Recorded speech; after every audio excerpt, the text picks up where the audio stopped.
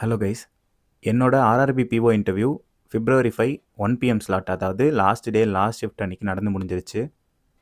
என்னோட interview experience என்னெல்லாம் questions கேட்டாங்க அப்படின்றது தான் நம்ம இந்த வீடியோவில் பார்க்க போகிறோம். ஆல்ரெடி நிறைய வீடியோ பார்த்துருந்தீங்கன்னா உங்களுக்கு தெரிஞ்சிருக்கும். சேலமில் உள்ள சிவராஜ் ஹோட்டலில் தான் வந்து இன்டர்வியூ எப்போவுமே நடக்கும்.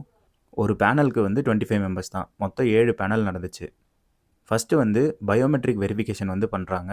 பயோமெட்ரிக் வெரிஃபிகேஷன் சக்ஸஸ் ஆனதுக்கப்புறமா டாக்குமெண்ட் வெரிஃபிகேஷன் பண்ணுறாங்க. நம்ம ஆன்லைனில் அப்லோட் பண்ண டாக்குமெண்ட் எல்லாமே கரெக்ட் தானா அப்படின்னு சொல்லிட்டு ஒரிஜினல் மட்டும் வாங்கி செக் பண்ணுறாங்க. அப்புறம் அட்டெண்டன்ஸ் ஷீட்டில் சைன் வாங்குறாங்க. இந்த ப்ராசஸ் நடந்துட்டு இருக்கும்போது முடிய ஒரு 2 பேர் 3 பேர் அப்படின்ற மாதிரி பேனல் மெம்பர்ஸ் கிட்டே கூப்பிட்டு போயிடுறாங்க இன்டர்வியூக்கு. என்னோட பேனலில் என்னெல்லாம் கூப்பிட்றதுக்கு வந்து ரொம்ப லேட் ஆயிடுச்சு. ஈவினிங் லேட்டாக தான் நான் வந்து முடிச்சுட்டு வந்தேன். நான் என்ன நினச்சேன்னா, லேட் ஆயிடுச்சு, சரி கொஷின்ஸ்லாம் கொஞ்சமாக கேட்டுட்டு சீக்கிரம் வெளியே அனுப்பிச்சிடுவாங்க அப்படின்ற மாதிரி நினச்சேன். ஆனால் எனக்கு வந்து பார்த்திங்கன்னா ஒரு 7 to 8 மினிட்ஸ் கிட்ட இன்டர்வியூ நடந்துச்சு. ஓகே, எனக்கு என்னெல்லாம் கொஷின்ஸ் கேட்டாங்க அப்படின்றத பார்க்கலாம். நான் கேட்ட வரைக்கும் எல்லாருக்குமே வந்து செல்ஃப் இன்ட்ரோ வந்து கேட்டிருக்காங்க. யூனியன் பட்ஜெட் பற்றி ஒரு சில பேனலில் கேட்டிருக்காங்க. ஆனால் என்னோட பேனலில் எனக்கு வந்து செல்ஃப் இன்ட்ரோவே கேட்கல. டேரெக்டாக கொஷின் ஸ்டார்ட் பண்ணிட்டாங்க. ஃபஸ்ட்டு என்னோட நேட்டிவ் பிளேஸ் பற்றி ஒரு சில கொஷின்ஸ் கேட்டாங்க. அதுக்கப்புறம் பர்சனல் கொஷின்ஸ் சிலது கேட்டாங்க. அது முடிஞ்ச உடனே ஒரு ஸ்கீமை பற்றி கேட்டாங்க.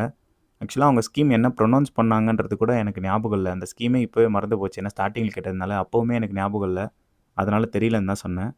அதுக்கப்புறம் ஃபசல் பீமா யோஜனா அப்படின்னா என்னென்னு கேட்டாங்க.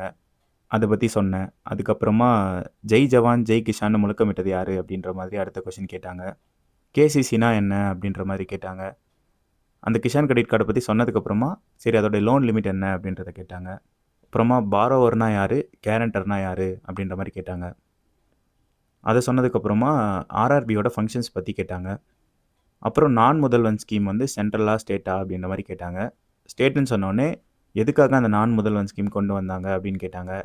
என்னென்ன எக்ஸாமுக்கு அங்கே ப்ரிப்பேர் பண்ணலாம் அப்படின்ற மாதிரி கேட்டாங்க. அடுத்ததாக க்ரீன் ரெவல்யூஷனோட ஃபாதர் யார் அப்படின்னு கேட்டாங்க. நெக்ஸ்ட்டு மானிட்டரி பாலிசினா என்ன அப்படின்னு கேட்டாங்க. நான் மானிட்டரி பாலிசினா என்ன, அதோட டூல்ஸ் என்ன அப்படின்றதெல்லாம் சொன்னேன். லாஸ்ட்டாக உங்கள் ஊரில் என்ன பேங்க் இருக்குது அப்படின்றத கேட்டுட்டு ஆல் த பெஸ்ட் அப்படின்னு சொல்லிட்டு அனுப்பிட்டாங்க. ஒவ்வொரு பேனல்லையுமே 5 பேர் பேனல் மெம்பர்ஸ் இருப்பாங்க. எனக்கு வந்து எல்லாருமே கொஷின்ஸ் கேட்டாங்க. ஆல்மோஸ்ட் எல்லாருக்குமே இன்டர்வியூ தமிழில் தான் போச்சு. ஒரு சிலர் மட்டும் இங்கிலீஷில் இன்டர்வியூ பண்ணாங்க அப்படின்னு சொல்லிட்டு சொன்னாங்க. எனக்கு தமிழில் தான் இன்டர்வியூ நடந்தது.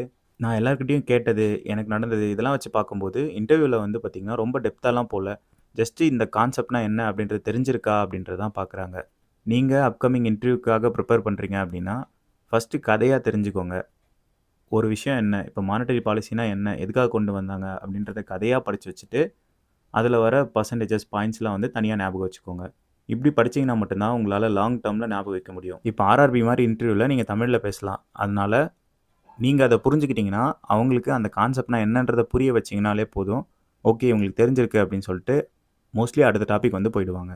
ஒரு எக்ஸாம்பிளுக்கு வந்து சிஆர்ஆர் அண்ட் எஸ்எல்ஆர் எடுத்துக்கோங்க. சிஆர்ஆர் அப்படின்றது கேஷ் ரிசர்வ் ரேஷியோ, எஸ்எல்ஆர் வந்து ஸ்டாச்சுட்டரி லிக்விடிட்டி ரேஷியோ. இப்போ சிஆர்ஆர் அப்படின்றது இப்போ உதாரணத்துக்கு இந்தியன் பேங்க் இருக்குன்னா, இந்தியன் பேங்க் ஒரு சர்டைன் அமௌண்ட்டை வந்து கேஷாக ரிசர்வ் பண்ணி வைக்கணும் ஆர்பிஐயில். அதுதான் கேஷ் ரிசர்வ் ரேஷியோ.